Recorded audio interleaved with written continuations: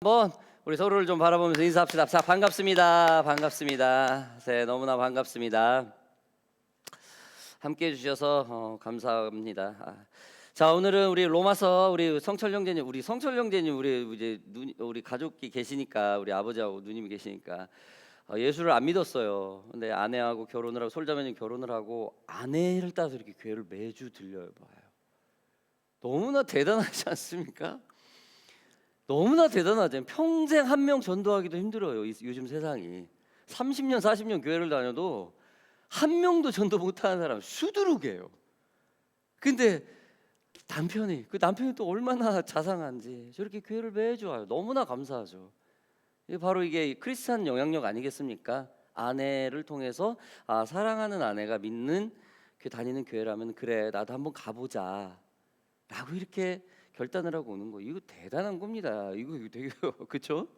전도해봐서 알잖아요. 이게 보통 일이 아니거든. 한번 온다는 게. 아무튼 너무 성경 공독 너무 잘해주셔서 너무나 감사드립니다. 자, 오늘은 로마서 3장 23절로부터 31절 말씀을 가지고 믿음으로 의롭게 하시다라는 제목을 가지고 우리가 말씀을 나누겠습니다. 우리는 로마서 시리즈를 공부하고 있습니다. 우리는 지난 시간에 오직 믿음으로라는 제목을 가지고 우리가 복음에 대한 열정이 조금은 약해지고 적극적이지 않다고 해서 그것이 믿음이 없다고 단정지어서는 안 된다라고 우리가 말씀을 배웠습니다. 그래서 하나님의 택하심으로 우리의 믿음이 있다는 그 사실을 잊지 말라라는 메시지였죠. 자, 앞에서 말씀드렸듯이 오늘 제목은 믿음으로 의롭게 하시다입니다. 이 말씀 앞에는 이 제목 말씀 앞에는 하나님이 우리에게 믿음으로 의롭게 하시다라는 이 하나님이 우리에게라는 말이 뜻이 전제되어 있습니다. 바울은 우리를 믿음으로 의롭게 하시는 하나님이 하시는 그 이유를 모든 사람이 죄인이라고 아주 매우 직설적으로 말을 하고 있어요. 모든 것인들이 죄인이라는 전제 아래 말을 하고 있습니다. 이는 아담의 원죄로 인해 인간의 전적 부패, total depravity라는 의미를 가지고 있죠. 높은 자도 낮은 자도 배운 자도 적게 배운 자도 예외 없이 하나님의 관점으로는 죄인이라는 겁니다. 이것이 사람의 기준이 아닌 하나님의 기준입니다. 우리는 사람을 믿는 자들이 아니고 하나님을 믿는 사람들입니다. 그래서 하나님의 기준을 따르는 자들이죠. 사람의 기준이 뭡니까? 인본주의 사상이죠. 너는 좋은 사람이야. 너는 문제 없어. 너는 모든 것이 괜찮아. 반대로 나는 좋은 사람이야. 나는 문제 없어. 나는 모든 것이 괜찮아. 라는 그런 사람 중심적인 사상 말입니다. 칭찬할 때는 상관이 없지만 잘못을 저지를 때는 결국 뭡니까? 자기 잘못을 절대 인정하지 않죠.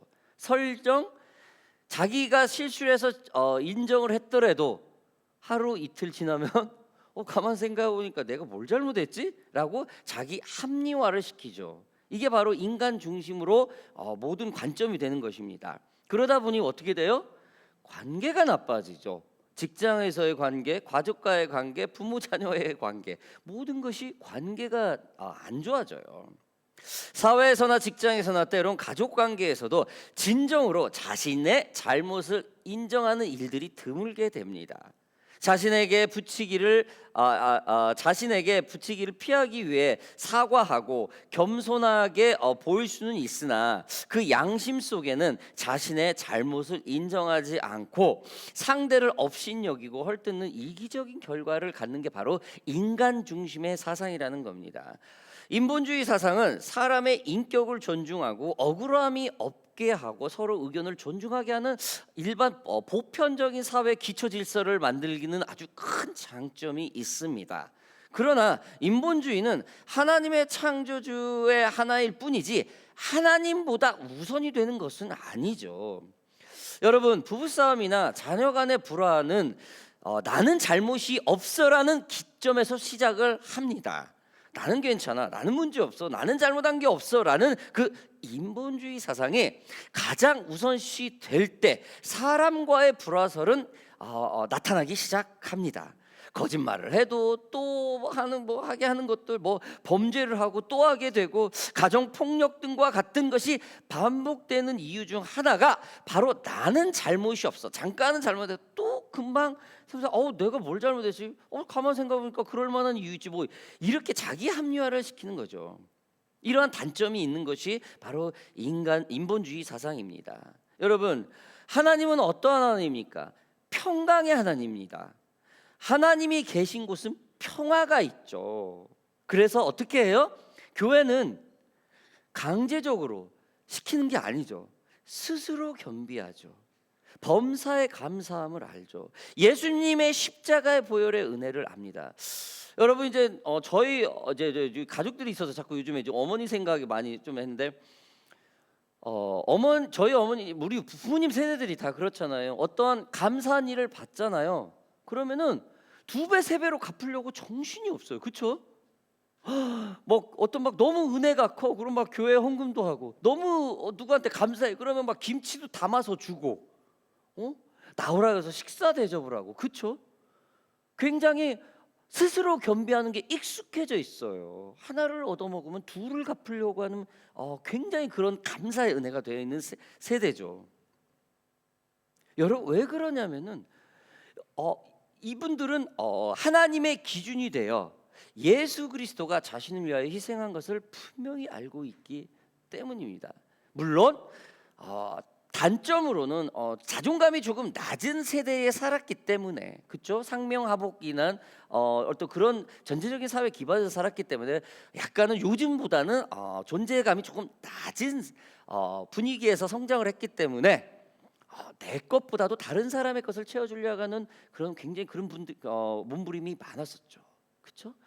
그러나 여러분, 우리가 하나님 앞에서 그렇게 반응한다는 분명히 평강이 있는 거예요. 평화가. 그렇지 않습니까? 우리 저희 교회가 우리 이렇게 해봐서 알지만은 어때요? 믿지 않는 분들 주위에 1년에 2번씩 우리가 아울리치 가서 이렇게 좀 초대를 하고 할 때 어때요? 우리가 베풀을 때 좀 기쁘지 않습니까? 물론 받는 것도 되게 좋아요. 감사하고 그 사람의 정성이 있고. 그러나 우리 거를 줄 때 참 기분이 좋아요. 내 거를 부모님한테 줄 때, 내 거를 자녀한테 줄 때, 내 거를 남편한테 줄 때, 내 거를 아내한테 줄 때. 우리 아버지의 그 자서전 중에 하나가, 거기서 읽어보니까 저희 어머님이 평생 처음 직장을 보험회사를 화장품가를 저기를 했대요. 그래가지고 돈을 미리 받았대요. 그 돈으로 우리 아버지 그 콤비를 사줬대요. 그 아버지가 아주 40여 년 정도 넘은 일을 디테일하게 줬다는 거예요. 첫 월급을 사랑하는 남편에게 줬다는 거예요. 이건 평강이 있으니까 그렇게 하는 거거든요. 분명히 그 돈 가지고 자녀들을 더 잘 입히고, 어쩌면은 당신이 좋아하는 화장품, 여자들이 좋아하는 화장품을 살 수도 있고 좋은 옷을 입을 수도 있지만은 가장 먼저 가까운 사랑하는 남편에게 그 양복 콤비를 사줬다라는 것을 제가 읽은 적이 있어요. 왜? 자발적으로, 누가 시키지도 않았는데. 왜? 마음에 감사함이 있으니까. 이번에 저의 아들의 결혼으로 인해 한국 가족들이 왔죠. 이곳에 며칠간 머물면서 지난날의 추억들을 회상하면서 참 많은 대화를 했어요. 워낙 화목한 분위기니까 저희 가족들이. 그래서 웃음이 끊어 넘치지 않고 굉장히 즐거운 시간을 보냈습니다. 그 이유가 뭐냐면요, 서로 배려를 하고, 물론 오랜만에 만나서 너무 반갑고 막 1시간 한 1조가 아까우니까 그럴 수도 있지만은, 서로 배려하는 마음이 넘치고 사랑하고 서로 아꼈던 그런 기억들이 너무나 많기 때문에 대화가 밤새도록 끊이지 않고 몇 날 며칠을 그렇게 서로 아끼면서 얘기할 수 있다는 거예요. 무엇보다도 우리 부모님이 우리를 위해서 희생을 했던 그 시간들을 회상하면서 참 많은 이야기를 나누었습니다. 이것은 뭡니까? 부모님의 자녀들의 희생한 배려이고 은혜이고 사랑이었고 우리를 아꼈던 기억 때문이죠. 그래서 자발적으로 마음에 평강이 오는 거죠. 부모님만 생각하면은 마음이 굉장히 안정이 돼요. 여러분, 우리가 하나님을 생각할 때, 우리가 예수 그리스도를 믿는 사람으로서 하나님만 생각할 때, 하나님의 그 희생, 예수 그리스도의 희생을 생각할 때 우리들의 마음 가운데 이러한 평강이 있어야 된다라는 것입니다. 지금 바울이 말하는 우리 모두가 죄인이라는 것은 하나님의 사랑과 희생으로 겸손한 마음을 갖게 하기 위한 거죠. 정죄가 아니죠. 절대 정죄가 아니죠. 우리가 막 정죄 눌려가지고 막 일어서지도 못하고 나는 죄인이다 통곡하고 내 자신을 미워하라고 하나님이 아담 사건을 창조했을까요? 절대 그렇지 않죠. 이런 사건도 있다, 힘내야 한다 라는 격려 아니겠습니까? 저와 여러분들이 하나님이 우리에게 죄인이라고 주시는 그 말씀이 우리를 위해서 격려를 하고 낙심하지 말고 평강의 마음을 가지고 주님을 따르라는 사실을 믿으시는 저와 여러분들이 되기를 주님의 이름으로 바랍니다. 이러한 은혜로 여러분 의롭다 하심을 얻게 하시는 것이 바로 하나님이라는 겁니다. 우리 본문 24절 좀 보겠습니다. 그리스도 예수 안에 있는 속량으로 말미암아 하나님의 은혜로 값없이 은혜롭다 하심을 얻은 자 되었느니라. 여러분, 구원의 원인은 하나님의 은혜입니다. 대가를 치를 자격도 없지만 예수님께서 대신 속량의 대가를 치르셨습니다. 구원은 값이 없습니다. 전혀 값이 없이 저희들에게 주어졌죠. 아무 조건도 내세울 수 없지만 하나님이 은혜로 우리를 의롭다 하신 겁니다. 이렇게 하나님의 은혜는 절망 속에서 희망의 문이 됩니다. 여러분, 제가 항상 주장하는 여러 말씀 중에 하나가 뭡니까? 창세기 3장 19절 좀 잠깐 볼까요? 내가 흙으로 돌아갈 때까지 얼굴에 땀을 흘려야 먹을 것을 먹으리니 내가 그것에서 취함을 입었음이라 너는 흙이니 흙으로 돌아갈 것이니라 하시니라. 아담의 타락 사건 이후 세상은 모든 것이 어떻게 됐어요? 땀을 흘려야 하는 대가를 치르는 세상이 돼버렸어요. 원래 인간은 노동을 하는 걸로 그렇게 창조되지 않았죠. 그냥 차고 넘치게 그냥 다스리기만 하는 그런 존재로 창조되었던 게 인간입니다. 그러나 아담 사건 이후 우리는 반드시 대가를 치러야 하는 존재로 남게 된 거죠. 원래 하나님은 세상 모든 만물을 아담이 다스리며 죽지 않은 영생의 존재로 창조되었다라는 것입니다.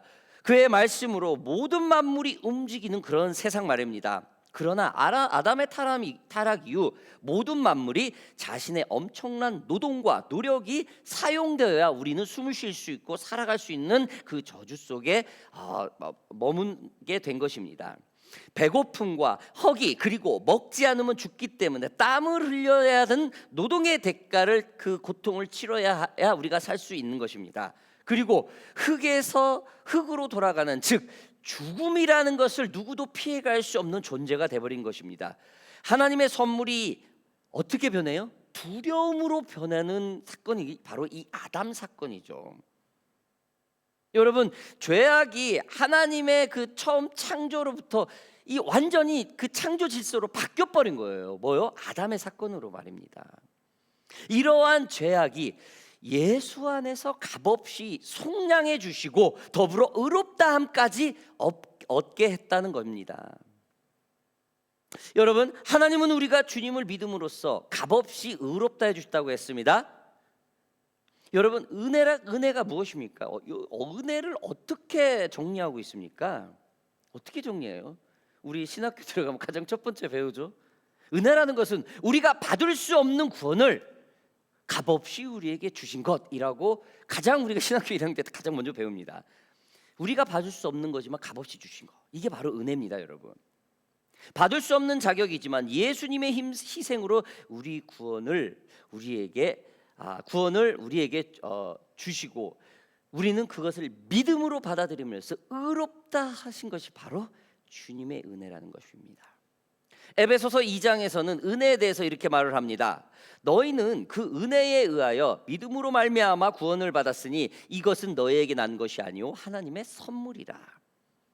은혜는 가장 받는 자격이 없는 우리에게 하나님께서 주신 가장 큰 선물이라는 거예요. 우리가 여기서 뭐 육신적으로 뭐 세상을 점령하고 자녀가 잘 되고 육신이 잘 되고 내 영혼이 잘 되는데 범사가 잘 된다, 이게 최고가 아니라는 거예요. 구원이라는 게 가장 큰 하나님의 은혜라는 겁니다. 오늘 로마서는 우리에게 하나님의 은혜로 자신감과 자부심, 그리고 어떤 그리스도 안에서 자유함을 준다는 것을 분명히 말을 하고 있습니다. 여러분, 크리스찬이라는 이 기독교인이라는 자부심을 가지고 살기 바랍니다. 주님이 우리에게 믿음으로 의롭게 하신 것에 대해서 확증을 가지고 주의 이름으로 열심히 살아가기를 주님의 이름으로 축복합니다. 우리 말씀 좀 계속 보겠습니다. 로마서 3장 28절. 그러므로 사람이 의롭다 하심을 얻은 것은 율법의 행위에 있지 않고 믿음으로 되는 줄 우리가 인정하노라. 무슨 말입니까? 이 말은 믿음으로 구원을 받는다는 거죠. 구원의 원칙은 명확합니다. 뭡니까? 믿음입니다. 믿음. 여러분 보이는 거 다 믿죠. 그렇죠? 그 믿음을 저는 참 이걸로 가끔 잘 비유를 해요. 뭐 연인들이 사랑하는 것, 그렇죠? 뭐 사랑이 물론 확인되고 뭐 이벤트도 있고 이런 게 확인이 돼요. 근데 그 사람이 보고 싶고 목소리가 듣고 싶고 어떤 잡히지 않는 것이 사랑이 있어요. 그렇죠? 믿음이 이런 거예요. 예수님 우리 눈에 보이지 않아요. 지금 창세 이후에, 아담 타락 이후에 하나님을 본 사람은 한 명도 없습니다. 모세만 등을 봤다고 잠깐 나오죠. 한 명도 없어요. 보이는 신이면 아무나 다 믿게. 그래서 이 믿음이 대단하다라는 거예요. 보이지 않는데, 만지지 않는데, 잘 들리지 않는데 믿어진다라는 거예요. 여러분, 우리는 율법의 행위로 구원받는 것이 아닙니다. 예수님이 화목제물이 되어서 이루신 그 구원을 믿음으로써 구원받는다라는 거예요. 예수님을 믿는다는 것은 대상이 분명히 있다라는 것이죠. 그리고 어떠한 대상과 인격적인 교제를 하는 것이며 그와 동행까지 한다는 것이 믿음의 완료일 것입니다. 양이 목자를 따라가듯 예수님을 목자로 믿고 우리가 이 땅에서 천국까지 따라가는 것입니다. 영원한 천국까지 예수님을 믿는 사람입니다. 그래서 예수님을 믿는다는 것은 따라간다는 말과 동일시하기도 합니다. 주님을 따라간다고 하죠. 우리 사역자들은 좁은 길을 간다고 표현을 합니다. 좁은 길. 아무튼 여러분, 우리는 이 믿음을 단순한 고백 정도로 생각하지만 여러분, 이 지적 동의 정도로만 생각하고 살아갈 때가 너무 많죠. 그리고 삶의 다른 것들을 뭐 많이 이렇게 따라가죠. 뭐 세상에 보여지는 거, 물질적인 거, 이런 부분을 많이 따라가죠.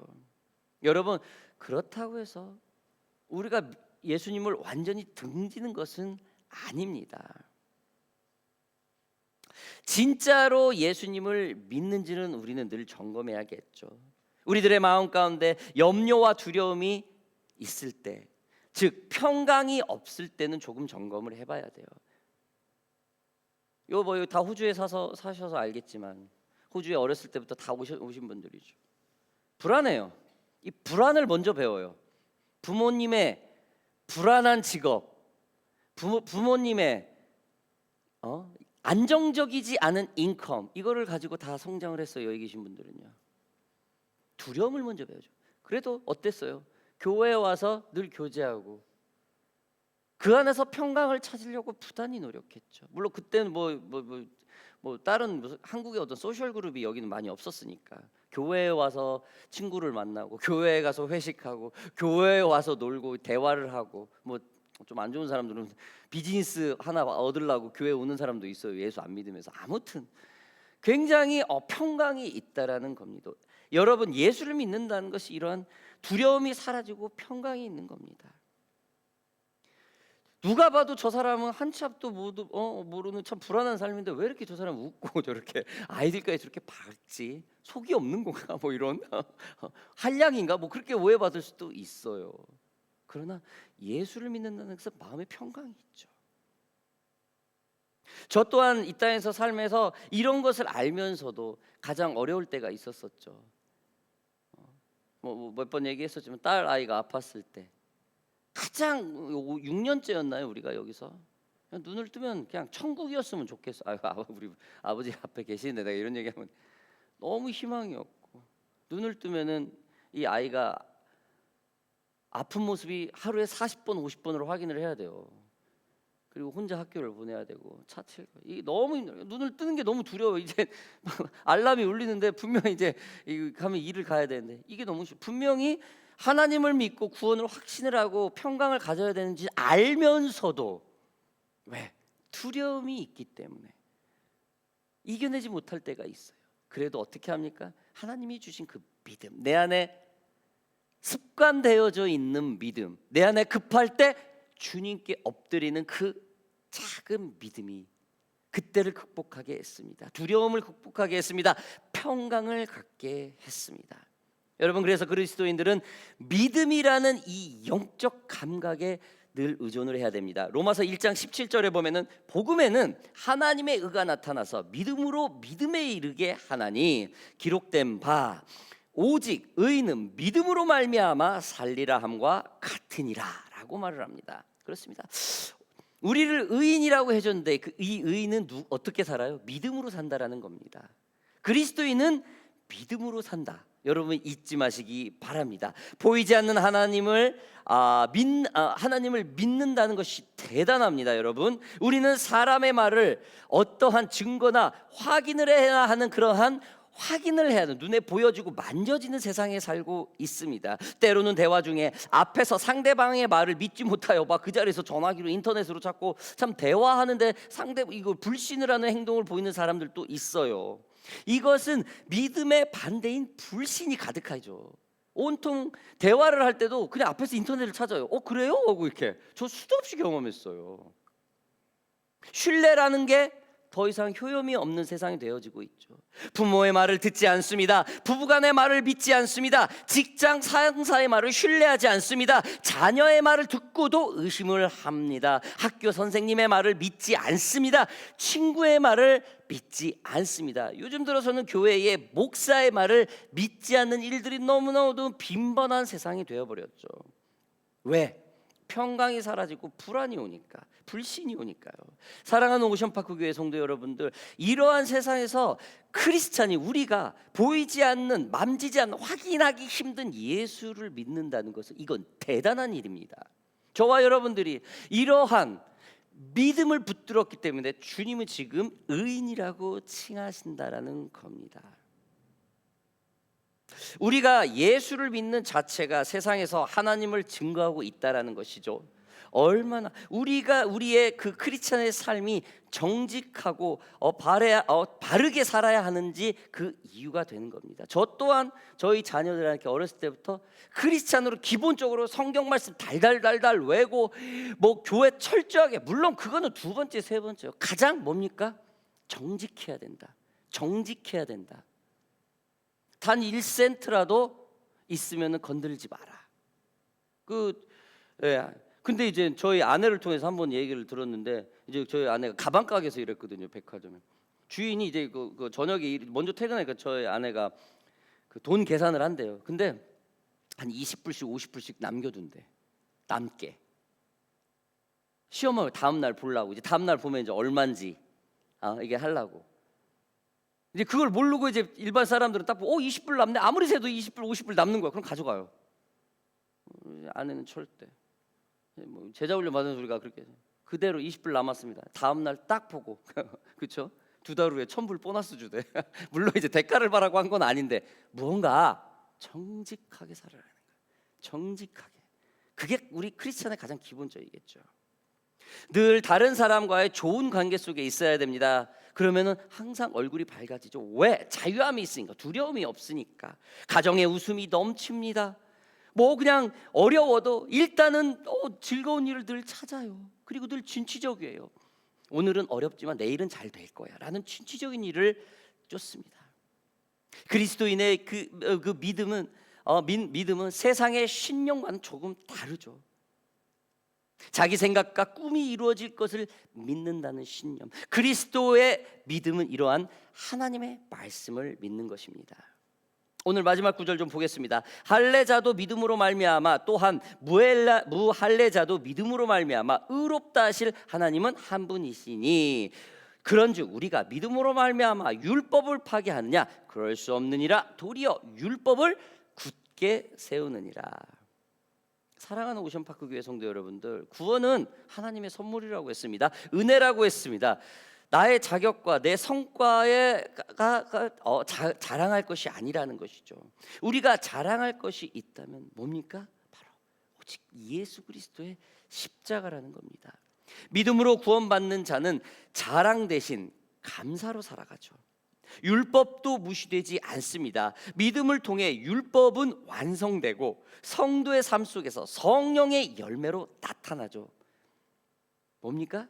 삶에서 나타난다는 거예요. 아무리 말로 뭐 어쩌 해도 삶에서 나타나요. 삶에서 나타납니다. 그렇지 않아요? 어떻게 신뢰합니까? 세상에 좋은 말 너무 많죠, 그죠, 전사님? 어떻게 신뢰해요? 목사님들 어떻게 신뢰해요? 교회 뭐 일반 세상 멘토자를 어떻게 신뢰해요? 그 사람 삶을 보면 알아요. 삶이 그렇게 그 열매가 있어. 저 사람 말은 신뢰하는 거야. 그렇죠? 삶입니다. 예수 그리스도의 삶이 그랬잖아요. 사랑하는 오션파크 교회 성도 여러분들, 오늘 바울은 우리 모두에게 죄인이라고 인정하는 것은 이것이 바로 믿음이라는 거예요. 겸손함의 시작이라는 겁니다. 아담의 죄로부터 인정하는 그 하나님의 그 창조 질서를 믿는다는 의미죠. 은혜로 의롭다함을 얻는 자체가 믿음이라고 강조합니다. 우리가 받을 수 없는 은혜를 값없이 주신 그 믿음을 받아들이는 것이 은혜이고 의롭게 되는 시작입니다. 그래서 믿음으로 구원받는 것이 양이 목자를 따라가듯 예수님을 목자로 믿고 끝까지 주님을 신뢰하면서 따라간다는 것입니다. 여러분, 우리는 하나님을 믿음으로 의롭다 하심을 받은 크리스찬들입니다. 그래서 그의 합당함으로 이 믿음으로 의롭게 하시는 하나님 한 분만을 신뢰하여 평강으로 삶을 사는 우리 크리스찬들이 되기를 주님의 이름으로 바랍니다. 함께 기도하겠습니다. 사랑하는 아버지 하나님, 감사합니다. 저희들을 원죄로